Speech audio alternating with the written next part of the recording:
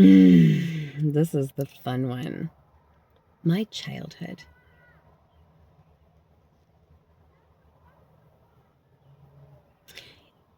Looking back at everything that I've gone through, everything that I've done, all of the lessons I've learned. Looking back with hindsight, you see better, right? You can see the picture more fully. My brothers and I were isolated from our biological mother at a very young age because she was incapable of taking care of us. She had a massive amount of childhood sexual abuse and was bipolar schizophrenic. Just saying. I honestly don't even know if she's alive, though. That kind of makes me feel bad. Because I set a standard for her to reach as her daughter. And when she didn't reach that standard, I pushed her away.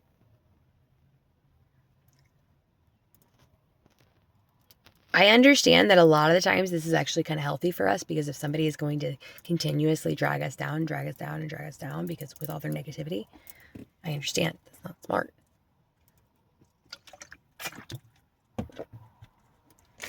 But to blame her for the box that she was stuffed into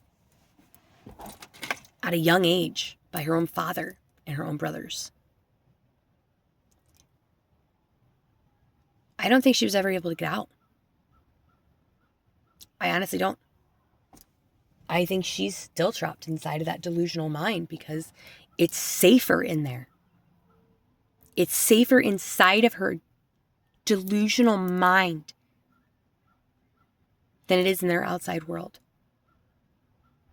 And I get that. I've been there. But she's been living in this nightmare 40 years. That's awful. Awful.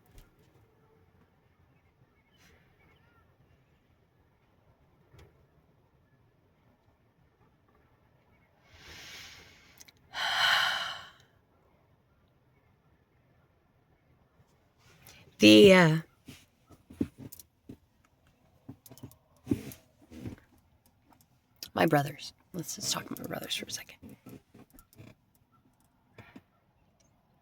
have two brothers, and they're like opposites of each other, if you will. When we were children, my older brother would always lay his own life down to make sure that I was safe. Always. Yeah, I pissed him off. Yeah, I made him angry. But my brother was so concerned about me at a young age and the environment that we were in. Literally hung a tube sock on his bunk bed to help me exit this world so I didn't have to suffer.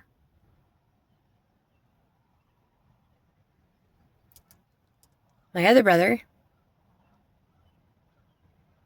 tortured me. He was always very mean. He was always very spiteful, always blaming me. Like what I did was the problem. And if you look at his adult life now, like, he's hyper focused on all the negativity in the world. And that's a problem. Because if you're focusing on the negativity, you can't see the abundance. And you're living from a state of survival, right? Yeah, we are. We're living from a state of survival. And when we're living in a state of survival, we're not truly living.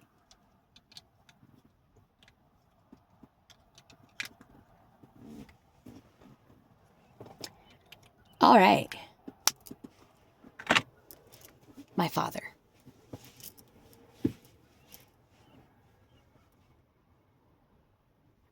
Right before I joined the military, 22 years old, I told my dad, hey, I'm joining the military.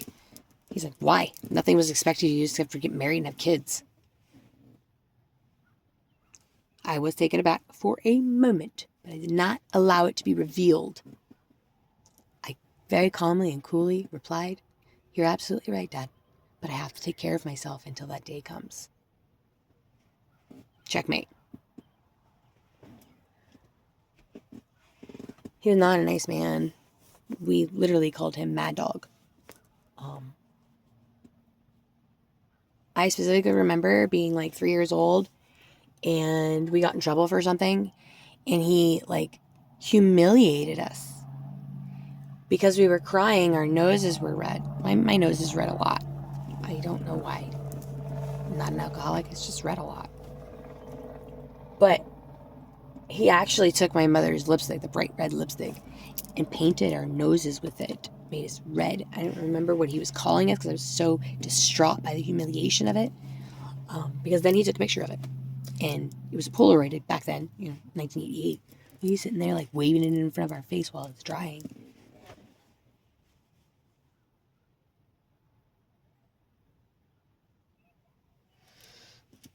Okay, I need to remove this energetic vampire that is on me. For sure. So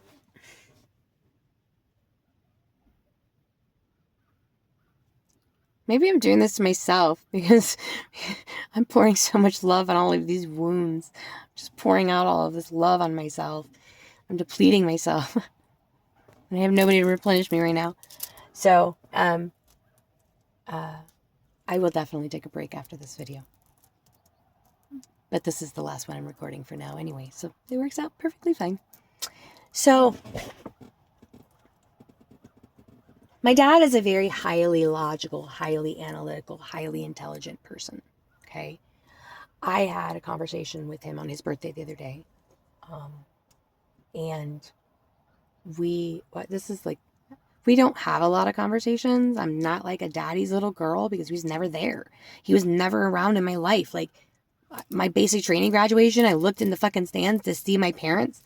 They were in the fucking van on the other side, like behind the parade field. I graduated with honors. And they couldn't even show up in the fucking stands? Really?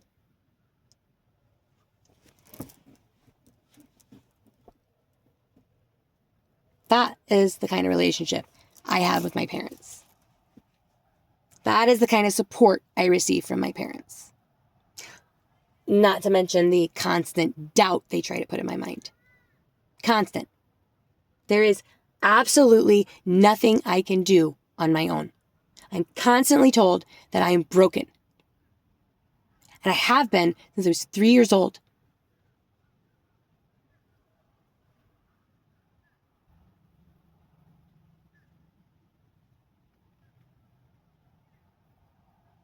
They force labels upon me.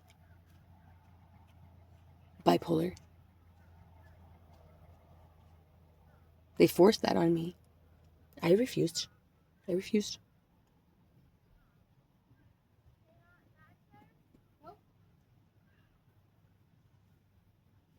Anyway. When I was 23, my stepmom, and then at 26, she adopted me so that she could have attention at my wedding. Yeah. Oh, and then she freaking was the officiant at my wedding with Brad. She had to have attention that bad. And the third one, she straight up right before my wedding started, she was on video because we were in another state. She was on video and straight up called out the fact that the officiant, who was a buddy of ours, was not the person we said he was. She's like, "Where's Kenny? I thought he was going to be your officiant." Thanks for bringing that up.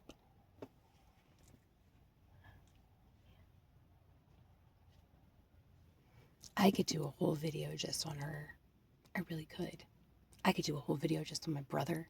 I could do a whole video just on my dad. But I don't want to do that because you know what? In this moment, I know there's more coming. I can feel it. It's in the air. It's coming to me in waves, almost as if something's being confessed. I can't wait for that to come out. I really can't. Because I know there's other stuff coming out too. And even more stuff coming out. I've already been warned about it. And for those of you who think I'm schizophrenic, you've been seeded. Because you don't even know what schizophrenia is. Nor do you know what the markers are. Any psychologist could tell you, I am not psychotic. My speech is far too, I don't want to say linear. It's not quite linear because I don't speak linearly.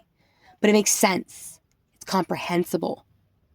People who are deeply in psychosis usually don't make sense because they're trapped in their own mind. So for them, a lot of the times they're stuck in a loop. And that's like one of the worst kinds of torture that you could do to someone. A loop.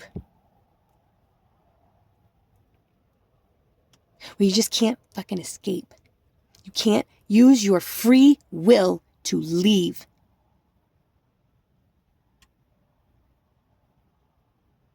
And that's how I feel in this moment. I feel as though they are trying to trap me. I have free will. I am sovereign. I am my own authority. The only authority above me is Prime Source. That's the same for you, because you are a part of Prime Source. Why should anyone have authority over you? How are they any better than you? They came from the same place. What makes them better than you? Why do I have to go talk to a man about my sins to get better with God? No. Now you're taking God out of the equation. Completely. I'm going to talk to Prime Source. If I feel like there's something on my heart that I need to get off of my chest and ask for my karmic balance to be given to me,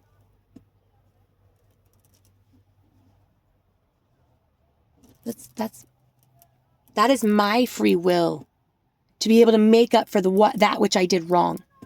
And I will. I will make up for all that I did wrong. Oh, wait, I already did.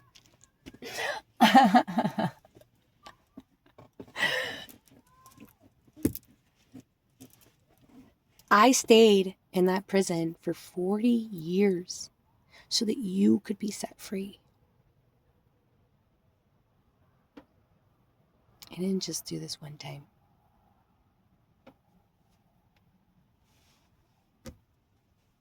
And I didn't just do this for you. It's kind of what I like to do. I like to exist. I like to experience. And I like to let everybody experience. I have a radical thought. Everybody always says that love is God's greatest gift. I disagree. Yes, love is an amazing gift. But what makes this gift, the second gift, even more amazing than the first one? It's always there. Love is always there. My opinion is that the number one gift that we are given from Prime Source is our free will. Because regardless of what choice we make, Prime Source will be there. Prime Source will love us. 1414. Prime Source will always, always love us.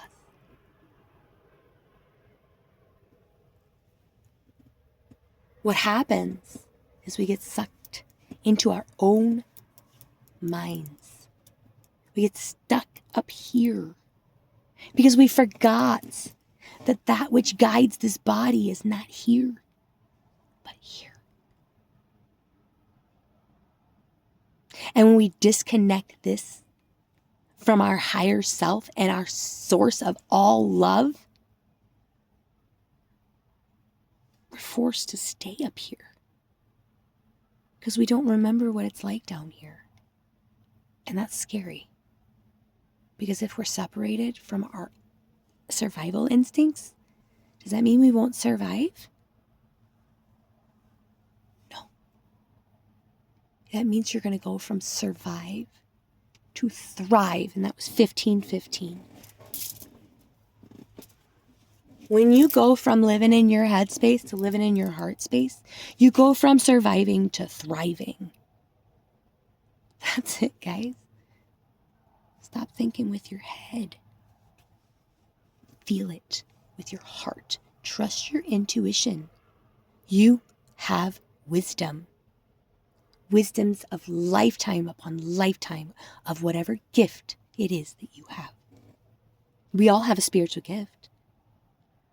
That's our third greatest gift from Prime Source. Our extrasensory. That sixth sense they tell you that doesn't exist. That is your direct bridge to Prime Source. It's like it's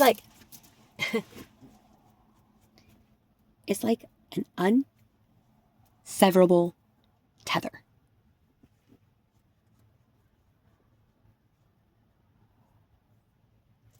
Anyway, I am not saying that does not mean there is not divine justice, by the way. There's totally divine justice. Yes. Karmic balance. Okay. Alrighty. I think that's like, oh, I forgot. I almost forgot. I didn't forget totally. I remembered before I got off of here. Now, I know this entire thing was about my childhood, but this is extremely, important. I was 22, right? Yeah, 22 when my sister was born. No, 23. 23 when my sister was born. And,